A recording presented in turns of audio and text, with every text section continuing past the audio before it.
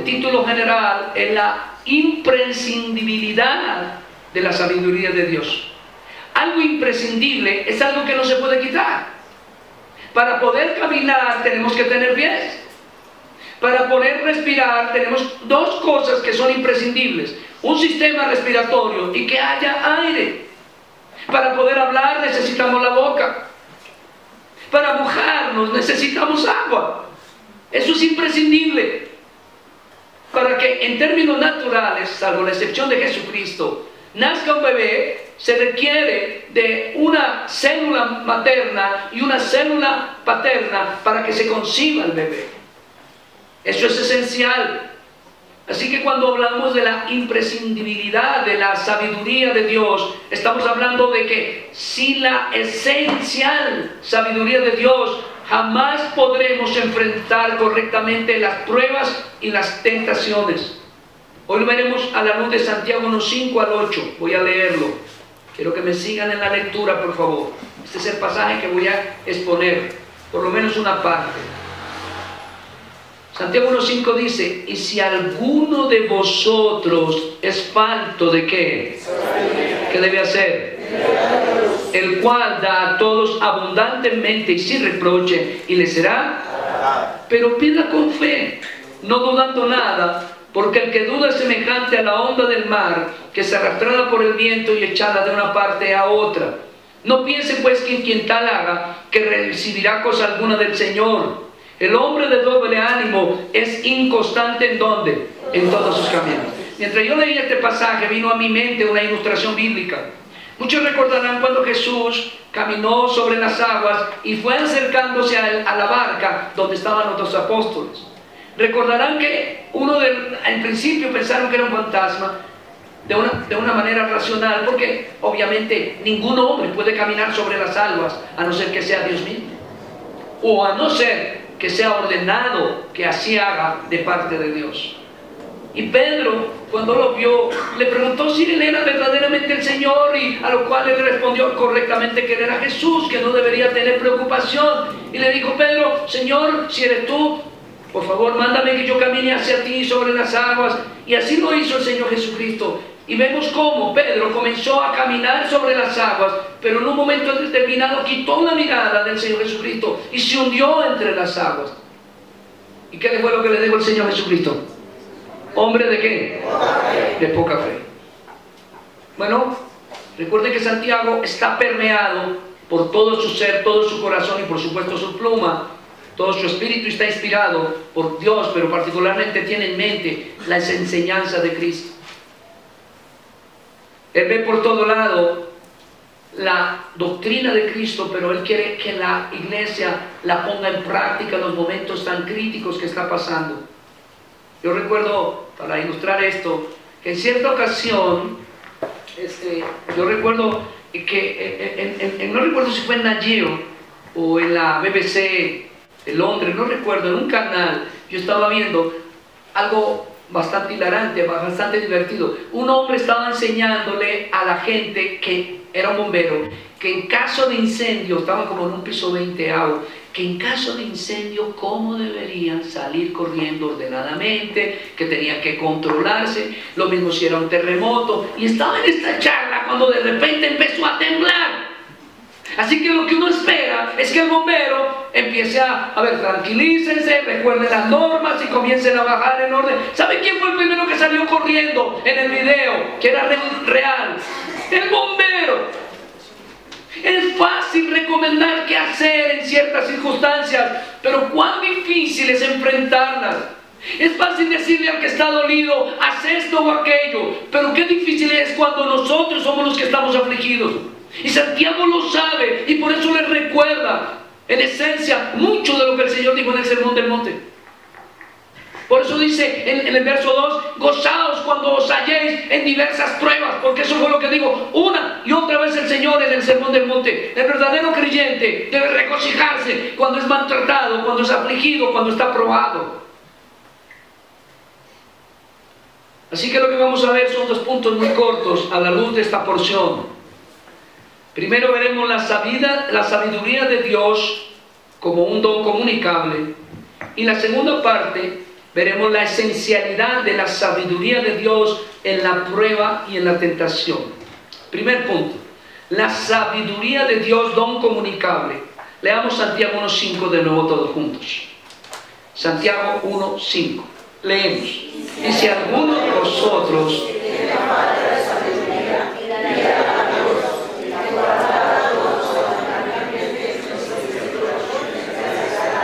uno esperaría que cuando Pedro se está cayendo entre el agua, le dijera, pídeme un salvavidas. Uno esperaría que si hay un incendio le diga a Dios a uno, pídeme un extinguidor. Uno espera que frente al dolor y la aflicción, quizá un quebranto de salud, quizá un cáncer, quizá, no sé, una enfermedad terminal, uno le pida, Señor, sáname, lo cual en sí mismo es racional. Pero el Señor dice, pidan sabiduría. Pidan sabiduría. La sabiduría es un don comunicable de Dios. Él todo lo hace perfecto y busca que seamos perfectos como Él es perfecto. Mateo 5:48. Leamos. Sed pues vosotros perfectos como vuestro Padre que está en los cielos es perfecto.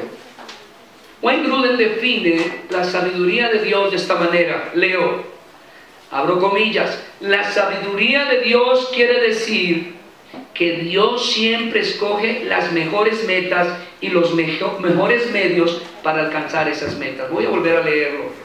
Wayne Grudem dice, la sabiduría de Dios quiere decir que Dios siempre escoge las mejores metas y los mejores medios para alcanzar esas metas. Los creyentes a los cuales dirigía su carta a Santiago estaban en persecución, expropiados, empobrecidos. Y lo que está diciendo a la luz de este comentario de Grudem es lo siguiente: es verdad que estáis en una aflicción tremenda, pero Dios no se equivocó de medio ni de método. Estás viviendo exactamente lo que Dios en su plan perfecto tiene para que tú termines siendo semejante a Cristo. La naturaleza en general, la vida, la existencia, la historia, sus hechos, tanto universales como particulares, no sé, la revolución bolchevique, el descubrimiento de América, el 20 de julio y la gran independencia de la Gran Colombia, la Primera y Segunda Guerra Mundial, los conflictos armados en nuestro país. Cuando lo miramos, evocan un gran rompecabezas cuyas piezas va creando y encajando Dios para revelar su plan perfecto. Nosotros estamos frente a un gran rompecabezas que es la historia misma. Nuestra propia vida está llena de hechos y circunstancias que, si miramos en retrospectiva, muchas veces diríamos, ahora entiendo, Señor, por qué me sucedió esto o aquello. Déjeme darle un pequeño testimonio personal que no tiene que ser el suyo, pero solo para ilustrar cómo hay piezas que no entendemos en el momento, pero luego encajan perfecto en el plan de Dios para nuestras vidas. Para yo conocer a Cristo lo perdí todo. Mi primera esposa, de la cual enviudé, me había abandonado ya en 2 o 3 ocasiones. Perdí mis negocios, estaba en la peor de las quiebras económicas y el único empleo que yo pude encontrar entonces fue, y esto no es de menospreciar, pero para mí era difícil porque había tenido algunos recursos, fue el de cobrador y mensajero, una persona que reclama cheques y lleva cartas de una empresa a otras empresas. Y en esa condición bien difícil, donde me ganaba el salario mínimo, fue donde conocí a un hombre por el cual oro cada vez que hago memoria de él, Germán Arenas, porque comenzó a compartirme el Evangelio. Y solo hoy que estoy pastoreando y predicando el Evangelio, al mirar en retrospectiva, sé que esa era una pieza que, como pieza de rompecabezas suelta, no la entendía, ni sabía por qué me estaba ocurriendo eso. A decir verdad, en ese momento aborrecía a Dios y pensaba que Dios era un Dios malo, porque no solamente a los 9 años me quitó a mi madre, sino que además de eso ahora me estaba destruyendo mi vida económica, en fin, y le echaba toda la culpa de lo que estaba pasando. Pero hoy que conozco a Cristo, sé que si no hubiera tenido esa crisis material y no hubiera tenido que obligatoriamente ir a ese empleo, jamás hubiera conocido al Señor y Salvador y no tendría hoy el gozo de mi salvación, y mucho menos podría ser su sirviente para predicar el Evangelio. La sabiduría de Dios consiste en que Él tiene metas perfectas y usa medios perfectos para alcanzar esas metas. Lo que usted está viviendo en estos días no es otra cosa que una pieza del gran rompecabezas que en el momento del dolor y la prueba no lo entiende. Pedro no entendió en el momento en que negó a Jesús. Quizá después de que cantó el gallo, como se lo había advertido el Señor Jesucristo, la Biblia dice que se echó a llorar. Y quizá dijo: ¿qué pasó, Señor? ¿Por qué me entregaste al diablo? ¿Para que me zarandeara? En fin. Pero cuando leemos su primera y segunda carta, vemos un hombre renovado, transformado y profundamente humilde, dependiente de Dios. Recordemos lo que era antes: un hombre que confiaba demasiado en sí mismo. Era un hombre que le llegó, y lo hacía sinceramente. Cuando le dijo el Señor lo que le iba a acontecer, él dijo: contigo voy a estar en las que sea, en las buenas, en las malas. Cuente conmigo, Señor, para las que sea. Y el Señor permitió que los zarandeara el diablo, a fin de que no confiara en sí mismo, sino que toda su confianza estuviera depositada en ¿quién? Y tuvo que pasar por esta aflicción. Muchos de nosotros quizás hemos tenido en el pasado demasiada confianza en nuestras ganancias, en nuestras posesiones, y algunos de nosotros Dios nos ha tenido que quitar todo solo para formar un carácter dependiente y que confía absolutamente en Jesucristo. Por fortuna mi experiencia no debe ser la suya. No predicamos experiencias.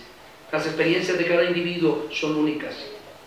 Pero lo que estoy tratando de ilustrar es que Dios tiene un rompecabezas que está armando en su vida, y usted tiene que reconocer que aunque no lo entienda en el momento, pasado algún tiempo, usted entenderá y gloriará el nombre del Señor y lo alabará.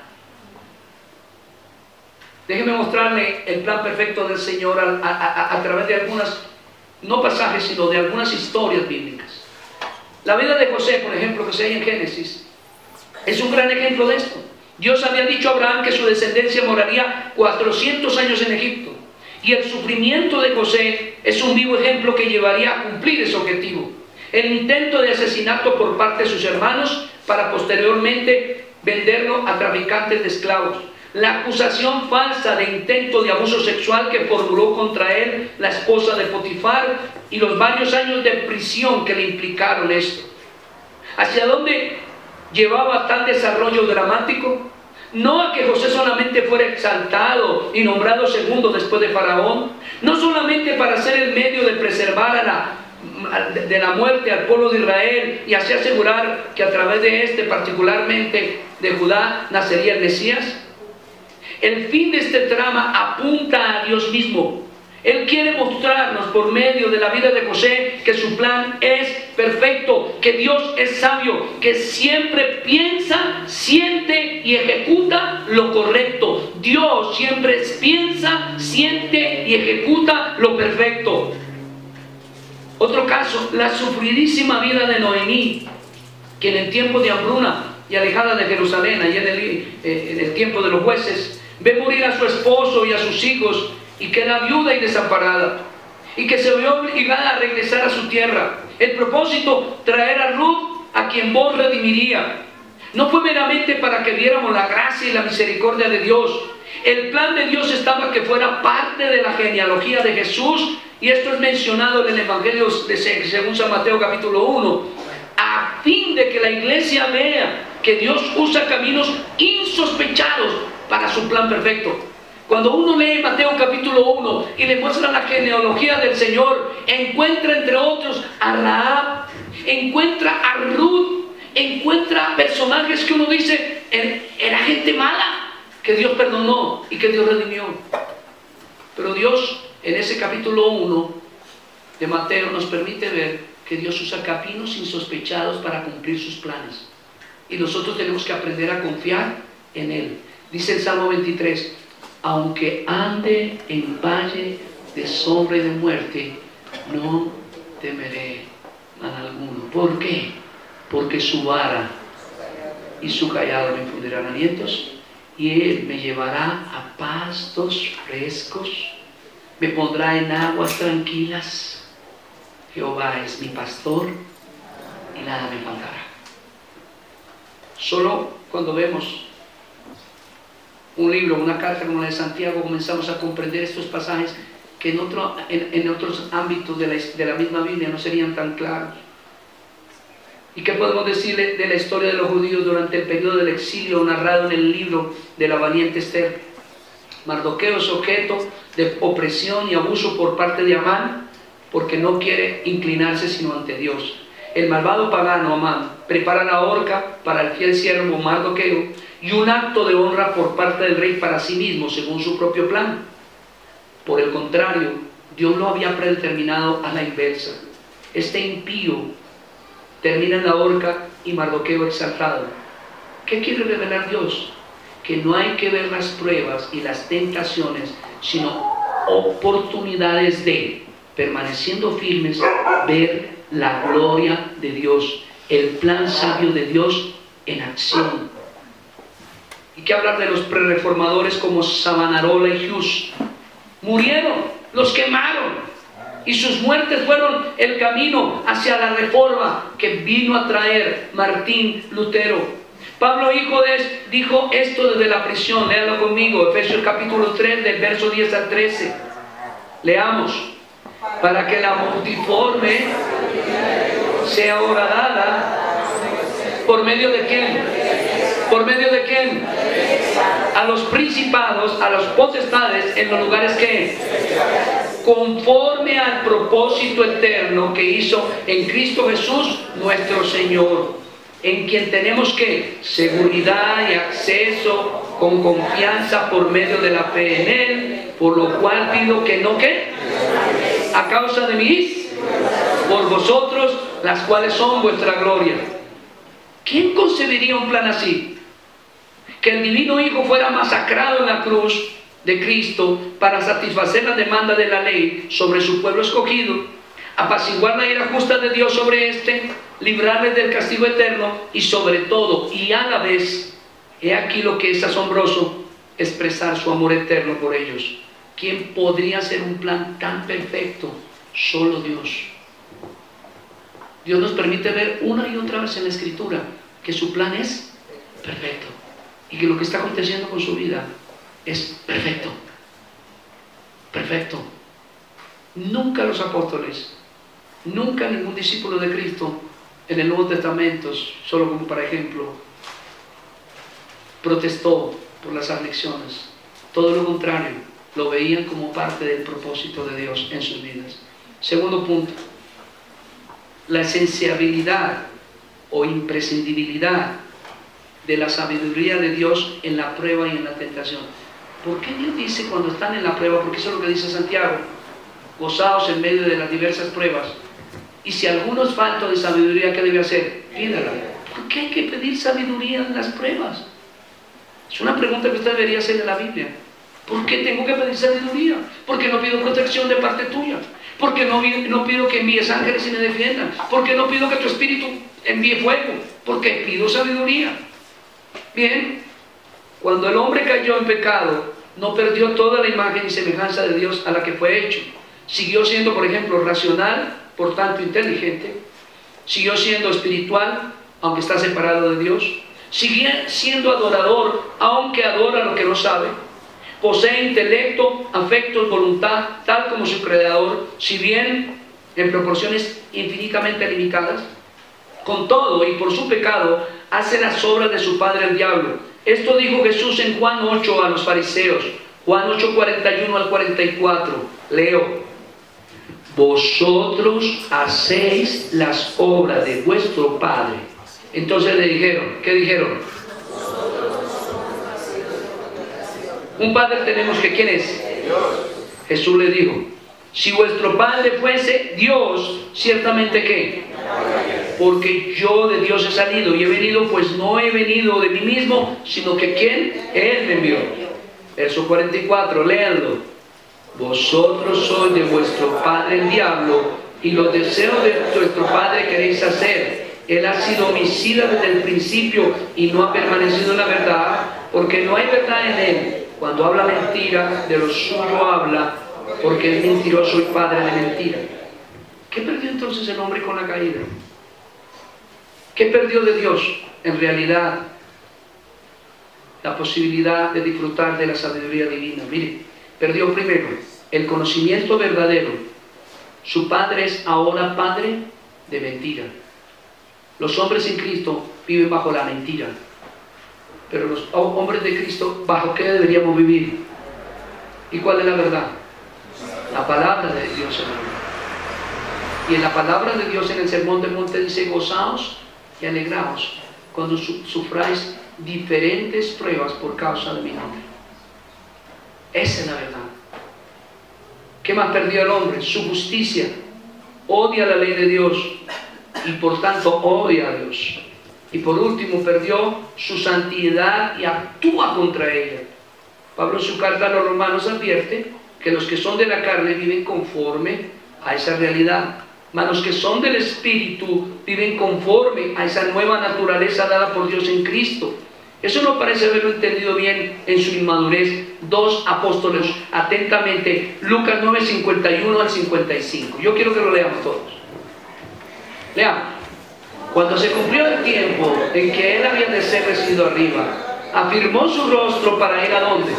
¿De quién están hablando? De Cristo. Y envió mensajeros delante de él, los cuales ¿qué? ¿Para hacerle qué? Vamos. Mas no me recibieron, porque su aspecto era como de ir a Jerusalén. Viendo esto sus discípulos, ¿quiénes? Dijeron: Señor, ¿quieres que mandemos que descienda fuego del cielo como hizo Elías y los consuma? ¿Sabe qué estaban diciendo? Señor, ¿cómo así? Tú eres el Mesías. Yo soy Pepito Mendieta y tú eres el Mesías. Y no nos reciben. ¿No quieres que nos matemos? Eso es lo que está diciendo ahí la palabra. ¿Alguna vez usted ha actuado así? Cuando se oponen a usted, cuando lo rechazan, cuando no lo reciben. ¿Qué le dijo en el verso 55 el Señor? Léalo conmigo. Entonces, volviéndose a él, lo reprendió diciendo: ¿sabe qué es lo que estaba pasando con Juan y Jacobo? Que eran inmaduros. Y recuerden que en el sermón anterior vimos que la carta del apóstol Santiago tiene un propósito: probar primeramente que la fe que tenemos sea verdadera, y en segundo lugar dice que la prueba trae perseverancia, y la perseverancia nos lleva ¿hacia dónde? Hacia la madurez. ¿Entiende usted por qué los apóstoles fueron tan probados? ¿Y por qué encontramos luego hermanos en ellos supremamente maduros y dispuestos, si fuera necesario, a morir por el Mesías? Porque la prueba trae perseverancia, y perseverar en la fe en medio de la prueba trae madurez. Y una persona madura empieza a aprender a qué espíritu le pertenece. Lo que le estaba diciendo el Señor a Jacobo y a Juanes era esto sencillamente: ustedes son hijos de Dios, tienen el Espíritu de Dios y deberían vivir conforme al Espíritu, responder ante las dificultades, ante la afrenta, conforme al Espíritu de Dios, con un espíritu de mansedumbre, con un espíritu de humildad, amar a los que los aborrecen. Pero ustedes actúan como si fueran hijos del diablo. Eso es lo que les está diciendo. Ustedes no saben a quién le pertenece. Cuando una persona ante la afrenta, ante el maltrato, ante la murmuración, se indigna, se aira y responde con odio, esa persona está actuando no por medio ni en el Espíritu de Dios, sino está actuando bajo las armas y bajo el principado de Satanás. Eso es lo que le está diciendo el Señor. Ustedes no saben a qué espíritu pertenecen. ¿Quién les dijo a ellos que le dijeran a Jesucristo que mandara a caer fuego y matar a esa gente? ¿Quién les dijo eso? ¿Quién les dijo? ¿Quién les trajo solamente? Sin duda, como lo dice Santiago, detrás de toda afrenta y de todo ataque se encuentra el diablo. Acuérdense que la prueba y la tentación de la carta a Santiago es a responder ante los ataques y las afrentas con las armas de Satanás mismo. Notemos que Jacobo y Juan son verdaderos creyentes con una fe genuina, pero ahora son inmaduros. Quieren responder a sus ofensores como lo haría el mismo Satanás, es decir, con un espíritu amargado y vengativo. Los impíos están llenos de eso, hermano. Romanos 3:14. Mire cómo es un impío. ¿Qué dice la palabra? Léalo. Su boca está llena de ¿qué? Y vamos a ver en sermones más adelante cómo Santiago le llama la atención y le dice, de una fuente de agua dulce, es decir, de una boca de creyente, no pueden salir los improperios, las blasfemias, las groserías y las porquerías que ustedes pronuncian solo porque están siendo afligidos, porque eso es propio de los impíos. Lo que está diciendo esta mañana el Señor es que cuando estamos afligidos, estamos siendo probados por Él, debemos tener una boca dulce.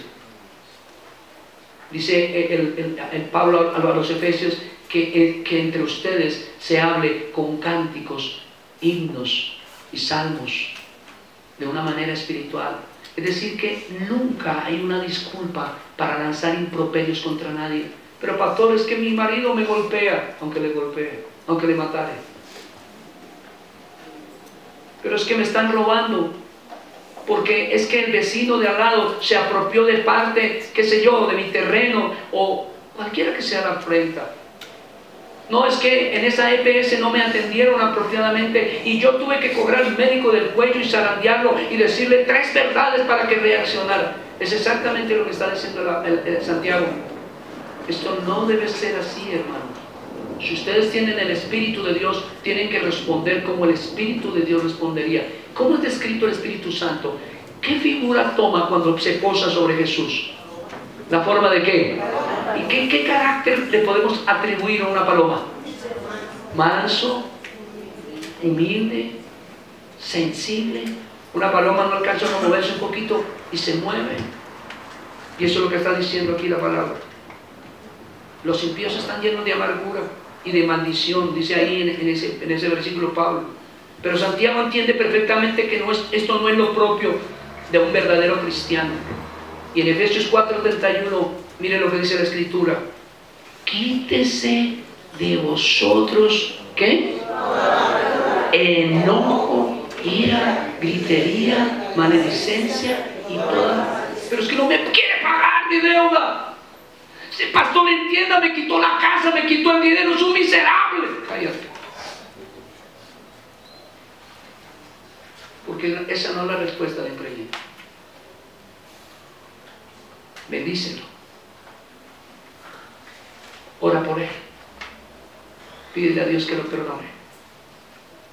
Ya dije desde el comienzo que es fácil mandarlos a hacer, y otra cosa es enfrentar el problema. No estoy diciendo que yo ya lo logré, pero tengo la responsabilidad de exponer la Escritura.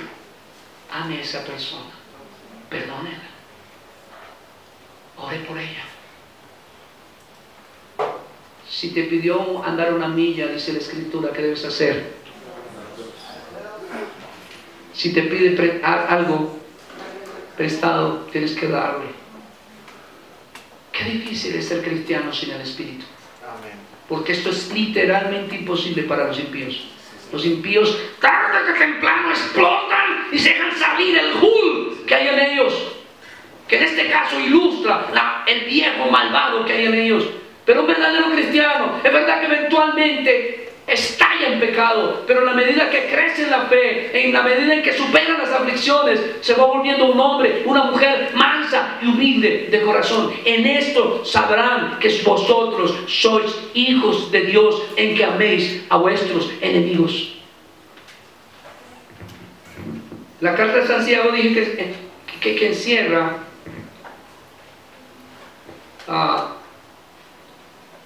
la prueba reina de si vuestra fe es viva o por el contrario está muerta, es decir, es falsa. Mire lo que dice Hebreos 12:15. El autor de Hebreos le está hablando a creyentes, o por lo menos a la iglesia visible, a los que se congregan, a los que se llaman a sí mismos cristianos. Y sin embargo, mire lo que dice, léalo conmigo: mirad bien, no sea que alguno deje de alcanzar la gracia de Dios, que brotando alguna raíz de amargura os estorbe y por ella muchos sean que. Déjenme ponerle una ilustración imaginativa. Piensen que Abel y Caín acaban de presentar sus ofrendas, pero vamos a suponer en esta imaginación ilustrativa de que Dios aprueba a Caín y desaprueba a Abel, ¿Cree usted que Abel, con el espíritu que tenía, hubiera blasfemado y asesinado a Caín? La respuesta es no. La manera como respondemos ante el dolor determina nuestra calidad de fe. La manera como respondemos ante la oposición deja ver cuán maduros o inmaduros estamos en la fe, y en el peor de los casos revela quizá que la fe que usted posee es mentira, es falsa. ¿Se acuerdan de la fe de Saúl? Saúl, de cuando que constantemente alababa a David, le decía cosas bonitas a David, le decía algo así como: hijo mío, lo mejor que me ha ocurrido, usted lo mejor que me sucedió. Pero apenas venía, se le salía esa maldita naturaleza pecadora, le cogía la lanza y trataba de clavarlo en una lanza. A la primera oportunidad que tenía, quería matarlo, propio de los impíos. Pero los cristianos no reaccionan así. David nunca levantó la mano contra Saúl, y aunque lo tuvo en una cueva a tiro de lanza, no lo mató. Prefirió cortarle un pedazo de su vestido a fin de mostrarle que aunque él podría haberlo matado, no lo hizo, porque él reconocía que él era un rey puesto por Dios y porque él tenía temor de Dios.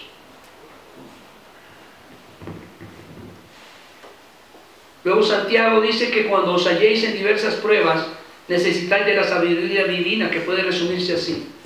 ¿Por qué Santiago dice que necesitamos de la sabiduría divina en medio de la prueba? ¿Por qué? Por lo siguiente: necesitamos, escúcheme lo que voy a decir, pensar lo correcto. ¿Qué dije? Pensar lo correcto. Sentir lo correcto. ¿Qué dije? Sentir lo correcto. Y hacer lo correcto. Y hacer lo correcto. Pensar lo correcto, sentir lo correcto y hacer lo correcto. Déjeme hablar del primer punto: pensar lo correcto. Cuando la aflicción llega, el creyente es tentado o a abandonar la fe o a responder con maldición. Todo esto puede resumirse en que es tentado a confiar en su propia economía, en sus propios recursos y no en los recursos de Dios. El proverbista dice lo siguiente, para que usted piense lo correcto, porque regularmente cuando tenemos afrenta queremos solucionarlo con nuestros métodos. Y Pablo le dijo a Timoteo: un luchador tiene que luchar legítimamente. Y Pablo le dice a los corintios: nuestras armas no son carnales, sino poderosas en Cristo para deshacer fortalezas. Miren lo que dice en Proverbios 3, 5 al 7. Fíjate de Jehová de todo tu corazón, y no te apoyes en ¿qué? En tu propia prudencia. Reconócelo en todos tus caminos y enderezarás tus veredas. No seas sabio en tu propia opinión. Teme a Jehová y ¿qué? ¿Cree usted que responder mal con mal es apartarse del mal? Una orden imperativa positiva expresada en un paralelismo de contraste. Permítame explicarlo. En primer lugar dice: fíjate de Jehová. Y luego dice: reconócelo en toda circunstancia. Lo que está diciendo es: cuando ustedes estén en cualquier circunstancia, por dura que sea, actúen como Dios dijo que actuaran. Noten esto. El Señor le dijo a Saúl: mira, Saúl, no quiero que tomes ningún cordero, ningún cabrito, nada del ganado de los enemigos. Mátalos a todos. ¿Y qué fue lo que hizo él? Echó mano de su propia prudencia. Enfrentó el problema con sus métodos y desconfió de la palabra del Señor. ¿A qué conllevó eso? A que Dios lo desechara. El Señor tenía por precepto que solo Samuel podía levantar un holocausto.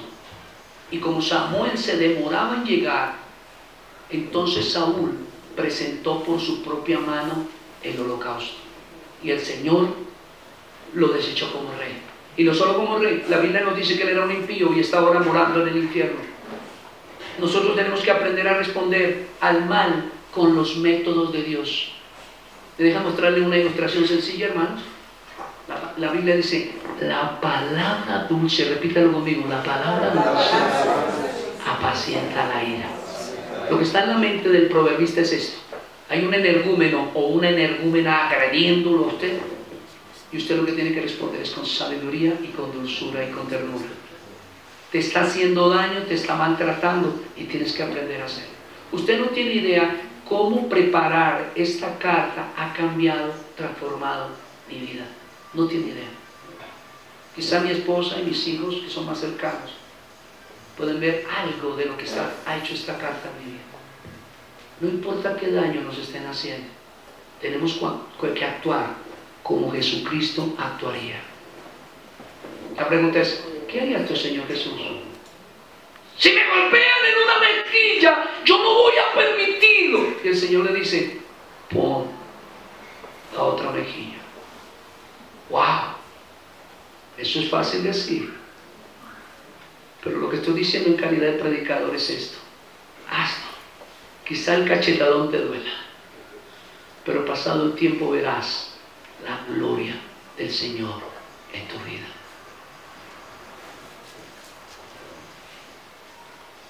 Y una orden imperativa negativa, y en esta porción también.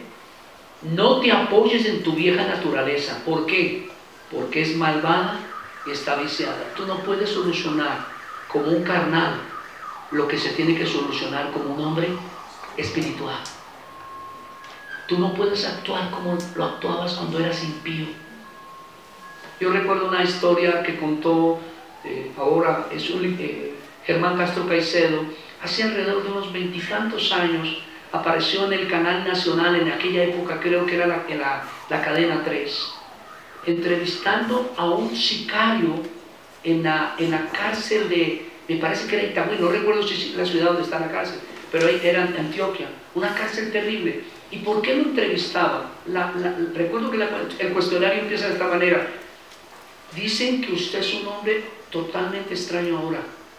¿Usted qué era lo que practicaba antes? Y él dijo, yo era sicario, maté más de 60 personas, aún aquí en la cárcel, entre los cuales maté a 2 evangélicos que entraron a compartirnos el evangelio, y los maté, y a uno de ellos lo maté con sevicia, lo hice arrodillar y lo puñalé en el pecho.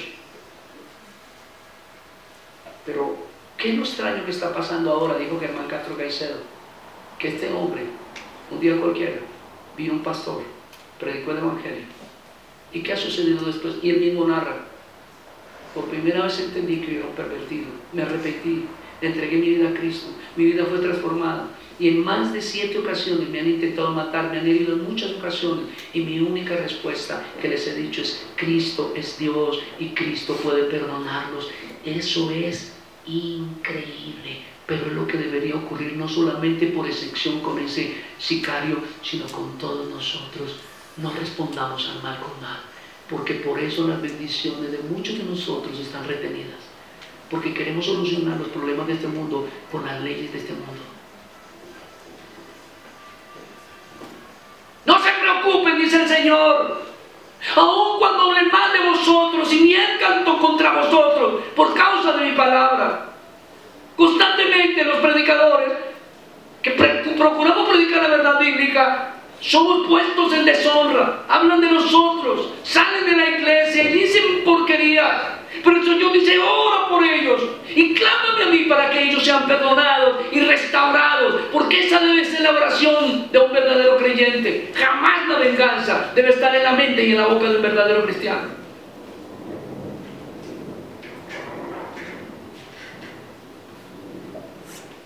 Segundo punto de esta trilogía que mostré: pensar lo correcto, sentir lo correcto. Un creyente puede estar lleno de mucha información teológica y corre el riesgo de envanecerse, pues el mero conocimiento envanece. 1 Corintios 8:1. Así que requiere que sus afectos sean consecuencia de pensar lo correcto. Permítame citar a Jonathan Edwards de su libro Los afectos religiosos o la verdadera experiencia cristiana, que entre otras cosas está citando un pasaje de Pedro. Está citando 1 de Pedro 1:6 al 8. Voy a permitir que primero lo leamos. En lo cual vosotros alegráis, aunque ¿qué? Ahora por un poco de tiempo, si es necesario, tengáis que ser ¿qué?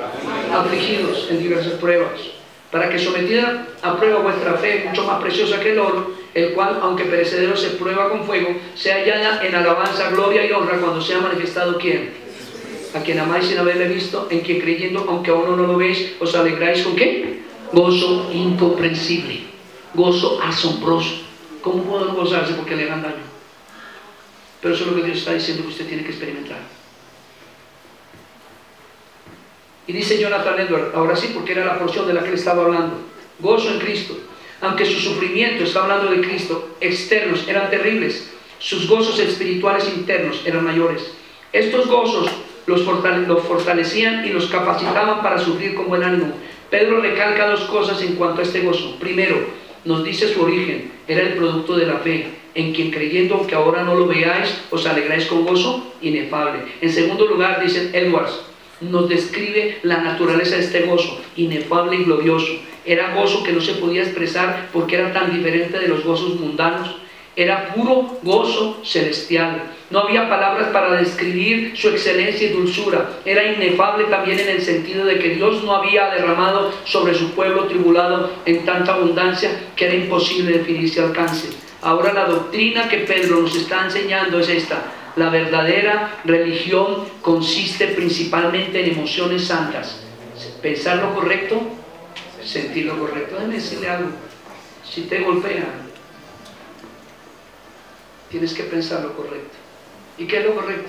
Lo que Jesús dijo. Perdónale. Si tu hermano peca contra ti, perdónale. ¿Cuántas veces? 70 veces 7. Una y otra. Y otra. Y si te viene a ti otra vez arrepentido, vuelve y abrázalo. Y si vuelve y te hace daño y regresa de nuevo a ti arrepentido, vuelve y abrázalo. Porque es lo que enseña el Señor. Ahora bien, las motivaciones correctas conllevan emociones correctas. Desear a su propio cónyuge es una emoción correcta, justa y santa, porque obedece a una razón justa. Ella es su esposa. Desear a la mujer del prójimo es una emoción perversa. Miren lo que dice el Salmo 37:8 además. Deja la ira y desecha el enojo. No te excites en manera alguna a hacer lo malo. La palabra excitar viene del hebreo hará, que significa inflamar. Da la idea de una emoción mal motivada y fuera de control. En este caso, la ira. En la carta de Santiago, eso es lo que está diciendo, que responder de esta manera ante la afrenta de parte de impíos y probablemente hermanos ofensores, es ser guiado por el espíritu del diablo.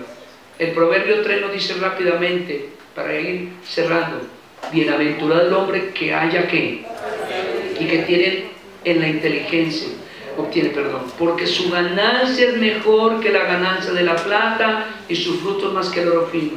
Más preciosa es que las piedras preciosas, y todo lo que puede desear no se puede comparar con ella. Largura de días está en sus manos derecha, en su izquierda, y honra. Sus caminos son caminos deleitosos, y todas sus veredas son veredas ¿de qué? De paz.